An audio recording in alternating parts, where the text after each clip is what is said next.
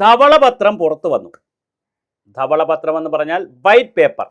ധവള വിപ്ലവം എന്ന് പറഞ്ഞാൽ പാലിൻ്റെ വിപ്ലവം എന്നുള്ള അർത്ഥത്തിൽ. ഹരിത വിപ്ലവം എന്ന് പറഞ്ഞാൽ പച്ച വിപ്ലവം, ഈ ചെടികൾ ഭക്ഷ്യ വിപ്ലവം എന്നൊക്കെ പറയുന്നത് ഓരോന്നിനും. അതുപോലെ തന്നെ ഓരോന്നിനും ഓരോ വിപ്ലവം, നീല വിപ്ലവം, ഇങ്ങനെ ഓരോന്നുണ്ട്. വിപ്ലവം എന്ന് പറഞ്ഞാൽ മാറ്റം, പത്രം എന്ന് പറഞ്ഞാൽ ഇതിൻ്റെ ഒരു ഇത്. ധവള വിപ്ലവം, ധവളപത്രം എന്നൊക്കെ പറയും. ഹരിത വിപ്ലവം, ഹരിതപത്രം എന്നൊക്കെ പറയില്ലേ എന്ന് പറയും പോലെ ഒരു ധവളപത്രം. The health status of Kerala economy, financial health, physical health എന്നൊക്കെ പറയാം, നമുക്ക് പല പേരിൽ പറയാം. പുറത്ത് വന്നു. പുറത്ത് വന്നതോടുകൂടി ഒരു സംശയം, ചില സംശയങ്ങൾ കൂടി ഉരുത്തിരിഞ്ഞിട്ടുണ്ട്. ഒന്ന്, KSEBയും KSRTCയും വാട്ടർ അതോറിറ്റിയും വലിയ നഷ്ടത്തിലാണ് പോകുന്നത്. അതുകൊണ്ട് തന്നെ KSEBയെ സ്വകാര്യവൽക്കരിക്കണം എന്നൊരു നിർദ്ദേശം കൃത്യമായി ആര് വെച്ചിട്ടുണ്ട്? ഈ ധവളപത്രം തയ്യാറാക്കിയ കമ്മിറ്റി വെച്ചിട്ടുണ്ട്. KM ചന്ദ്രശേഖരനും, മുൻ planning board vice chairman, Kerala chief secretary, cabinet secretary, വളരെ സീനിയർ IAS കാരനാണ്. ഇന്ന് കേരളത്തിൽ ജീവിച്ചിരിക്കുന്ന പദവികൾ കൊണ്ട് വളരെ സീനിയർ ആയതാണ്. കാരണം കേന്ദ്ര ക്യാബിനറ്റ് സെക്രട്ടറി വരെ ആയിരുന്നു. അദ്ദേഹത്തിന് വളരെയധികം എക്സ്പോഷർ ഉള്ള ആളായിരുന്നു KM ചന്ദ്രശേഖരൻ. അദ്ദേഹമാണ് അതിൻ്റെ ചെയർമാനായിരുന്നുള്ള ഒരു കമ്മിറ്റിയാണ് തയ്യാറാക്കിയത്. അവർ KSEBയെ വളരെ കൃത്യമായി സ്വകാര്യവൽക്കരിക്കണം എന്നവർ പറയുന്നു. KSRTCയുടെ ഘടന മാറ്റണമെന്ന് പറയുന്നു. വാട്ടർ അതോറിറ്റിയുടെയും ഘടന മാറും എന്നാണ് പറയുന്നത്. എന്നാൽ ഒരു ഭയം വരുന്നത് ദാരിദ്ര്യ ബഡ്ജറ്റ് ആയിരിക്കുമോ? 21,000 കോടി രൂപ കിഫ്ബിയുടെ കടം തന്നെയുണ്ട്. 5.07 ലക്ഷം കോടി രൂപയുടെ മൊത്തം കടമുണ്ട്. അതിൽ ക്ഷേമനിധി ബോർഡുകളുടെ കടമുണ്ട്. കരാറുകാർക്ക് കൊടുത്തു തീർക്കാനുള്ള, കോൺട്രാക്ടർക്ക് കൊടുത്തു തീർക്കാനുള്ള പണമുണ്ട്. സ്കീമുകൾക്ക് കൊടുക്കാനുള്ള പണമുണ്ട്. പഞ്ചായത്ത് രാജിൻ്റെ 3ാം ഗഡു കൊടുക്കാനുള്ള പണമുണ്ട്. ഒരുപാട് പണം ചെലവ് ആവശ്യമുണ്ട്. ചെലവ് കൂടുതലും വരുമാനം കുറവുമായി നിൽക്കുമ്പോൾ ഒരു ഒരു ദരിദ്ര ബഡ്ജറ്റ്, കമ്മി ബഡ്ജറ്റ് എന്ന് പറയാൻ പറ്റത്തില്ല, കമ്മി മിച്ചം പറയുന്നത് പണത്തിനെ വെച്ചിട്ടാണല്ലോ, ഒരു ദരിദ്ര ബഡ്ജറ്റ് ആയി പോകുമോ എന്നൊരു ഭയമുണ്ട് ആളുകൾ. എന്നാൽ ആരും ഭയപ്പെടണ്ട, നമ്മൾ ഒരു പുതിയുഗ ബഡ്ജറ്റ്, ഒരു വിസ്മയ ബഡ്ജറ്റ് ആയിരിക്കും നടപ്പിലാക്കുക എന്ന് VD സതീശൻ പറയുന്നുണ്ട്.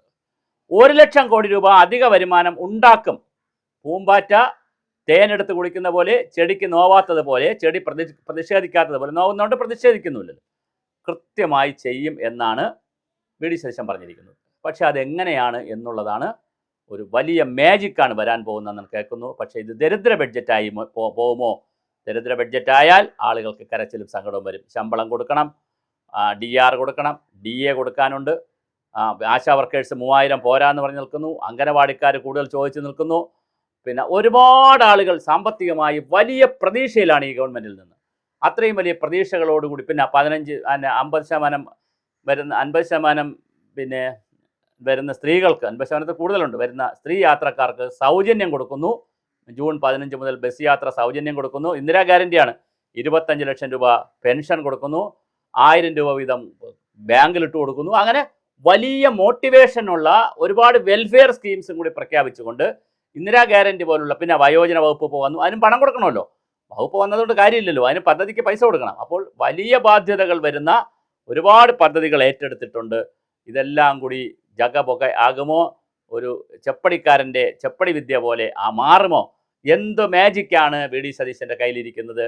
എന്ത് മാസ്മരികതയാണുള്ളത്? എന്ത് വിസ്മയമാണുള്ളത്? അലാവുദ്ദീൻ്റെ അത്ഭുത വിളക്ക് പോലെ ഈ കുടത്തിൻ്റെ തുറന്നു വിടുന്ന ഭൂതത്തിൽ എന്താണ് ഇരിക്കുന്നതെന്നറിയാൻ മലയാളിക്ക് താല്പര്യമുണ്ട്. അത് പെൻഷൻ പ്രായം കൂട്ടുമോ? ഒരുപാട് ആളുകളുടെ താല്പര്യമുണ്ട്. അത് പിന്നെ ശമ്പള പരിഷ്കരണം കറക്റ്റ് സമയത്ത് തരുമോ? മറ്റൊരു കൂട്ടരുടെ താല്പര്യമുണ്ട്. അതുപോലെ തന്നെ DR 2 എണ്ണമെങ്കിലും ഉടനെ തരുമോ? അടുത്ത താല്പര്യം. മെഡിസെപ്പ് നിർത്തുമോ? അടുത്ത താല്പര്യം.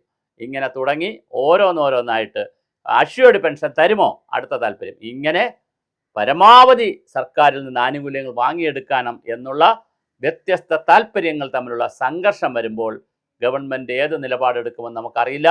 ആരെയാണ് വെട്ടിക്കുന്നതെന്നറിയില്ല. എവിടെ വെട്ടിയിട്ട് എവിടെ കൂട്ടുമെന്നുള്ള കാര്യമൊന്നും ഇപ്പം നമുക്കൊരു ധാരണയുമില്ല. എന്തായാലും മനോഹരമായി നടക്കട്ടെ. നമുക്ക് കാത്തിരുന്ന് കാണാം. ദരിദ്ര ബഡ്ജറ്റായിരിക്കുമോ? ക്ഷേമ ബഡ്ജറ്റായിരിക്കുമോ? അതോ ബഡ്ജറ്റിൽ പ്രഖ്യാപിച്ചാലും കൊടുക്കാതിരിക്കാനുള്ള ഒരു അവസരമുണ്ടാകുമോ? അതോ കൊടുക്കാനുള്ള പണം കിട്ടുമോ? കേന്ദ്ര പദ്ധതികളെ പരമാവധി ലക്ഷ്യം വയ്ക്കുന്നുണ്ട് സംസ്ഥാന സർക്കാർ. അതുകൊണ്ട് കേന്ദ്രവുമായി നല്ല ബന്ധത്തിൽ പോയി ആ പദ്ധതികൾ പരമാവധി നേടിയെടുക്കണം. അതുപോലെ തന്നെ കേന്ദ്രവുമായി മറ്റൊരു തരത്തിൽ ബന്ധം വെച്ചുകൊണ്ട് പരമാവധി കടമെടുക്കാനുള്ള സംവിധാനം ആലോചിക്കണം. പുതിയ നികുതികൾ, ബാധ്യതയില്ലാത്ത പുതിയ നികുതിയേതര വരുമാനം എങ്ങനെ കൂട്ടാം എന്നുള്ളതിനെ സംബന്ധിച്ചും വളരെ വലിയ ഗവേഷണമാണ് വി.ഡി. സതീശൻ്റെ ഭാഗമായി നടക്കുന്നത്. നമുക്ക് കാത്തിരുന്ന് കാണാം. ഇത് ദരിദ്ര ബഡ്ജറ്റ് ആയിരിക്കുമോ, ക്ഷേമ ബഡ്ജറ്റ് ആയിരിക്കുമോ, ആരാരെയാണ് പോക്കറ്റ് കീറാൻ പോകുന്നത്?